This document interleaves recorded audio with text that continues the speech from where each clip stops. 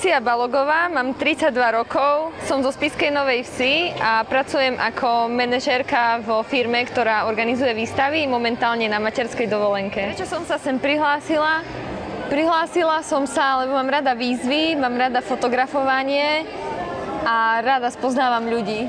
Vyhrať by som mala preto, lebo myslím, že som fotogenická a neviem, lebo som najlepšia.